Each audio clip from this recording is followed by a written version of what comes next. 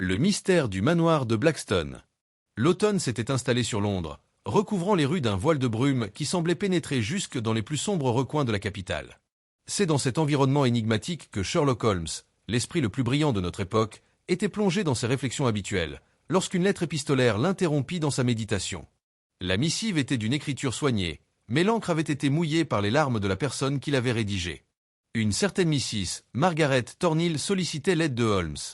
Elle affirmait que des événements inexplicables se produisaient dans le manoir de Blackstone, une demeure isolée au sommet d'une colline à l'extérieur de Londres. La lettre se terminait par une phrase qui attira immédiatement l'attention de Sherlock. « Je crains que la vie de mon mari ne soit en grand danger. » Sans plus tarder, Holmes se tourna vers son fidèle ami, le docteur Watson. « Watson, il semblerait que nous ayons affaire à une affaire où le surnaturel joue un rôle majeur. »« Le surnaturel, » répondit Watson, un brin sceptique, mais toujours prêt à accompagner Holmes dans ses enquêtes les plus étranges. Le lendemain, il prenait le train en direction de Blackstone, un village qui, malgré sa tranquillité apparente, était le centre d'une série de rumeurs étranges concernant le manoir Thornhill. À leur arrivée, une brume épaisse enveloppait les lieux, et ils furent accueillis par une servante nerveuse. « Vous êtes ici pour l'affaire, n'est-ce pas ?» demanda-t-elle, les mains tremblantes. « Vous devez être prudent. » Ils furent conduits à l'intérieur du manoir, où l'atmosphère était lourde de silence. Le grand hall était dominé par un escalier en bois massif, et une série de portraits des ancêtres de la famille Thornhill tapissaient les murs. Cependant, ce qui frappait le plus était une étrange sensation, comme si une présence invisible se dissimulait dans les recoins.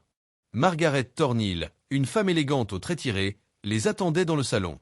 Elle se leva précipitamment en voyant Holmes et Watson entrer. « Monsieur Holmes, docteur Watson, je vous remercie d'être venu si vite. Mon mari, Edward, est un homme rationnel, mais ces derniers jours, il semble changer. » Holmes s'assit calmement, écoutant attentivement. « De quoi parlez-vous exactement ?» demanda-t-il.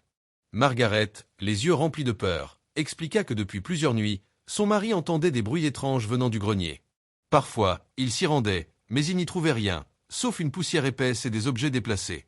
Puis, la semaine dernière, Edward avait disparu pendant plusieurs heures.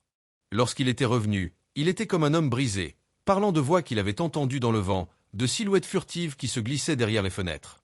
Margaret n'avait jamais vu son mari dans un tel état. « La chose la plus étrange, » continua-t-elle, « c'est qu'il porte une vieille montre à gousset, une relique familiale, qu'il n'a jamais quittée.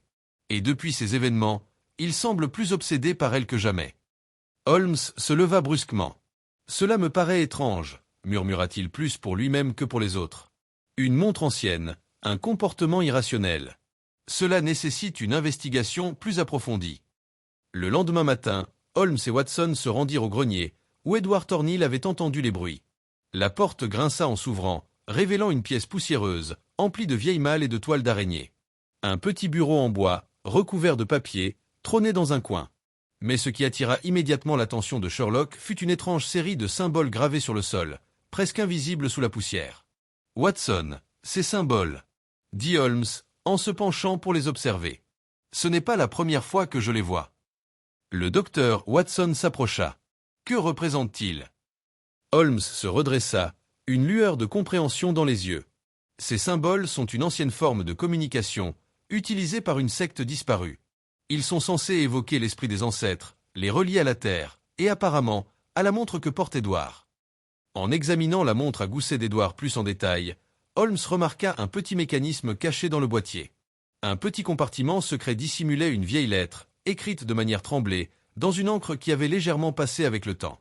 La lettre parlait d'un pacte ancien, un engagement entre les ancêtres de la famille Thornhill et une entité mystérieuse.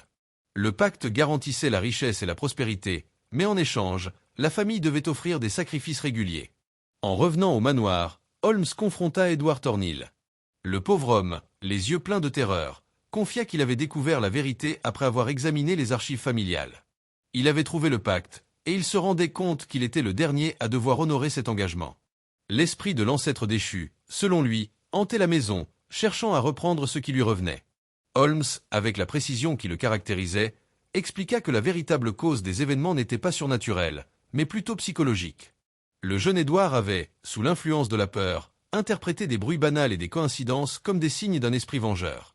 Les symboles gravés dans le grenier étaient un reflet de sa culpabilité et de la pression qu'il ressentait. Le mystère fut résolu grâce à la logique et à l'intuition de Holmes.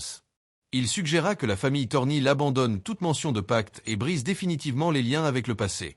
Edward Thornhill, après cette révélation, retrouva la raison, et la famille fut libérée de ses chaînes psychologiques. Le manoir de Blackstone retrouva sa tranquillité, mais l'histoire demeura gravée dans les mémoires de ceux qui y avaient vécu. Quant à Sherlock Holmes et le docteur Watson, ils prouvèrent une fois de plus que, même face à des mystères qui semblaient irrésolus, la raison triomphait toujours.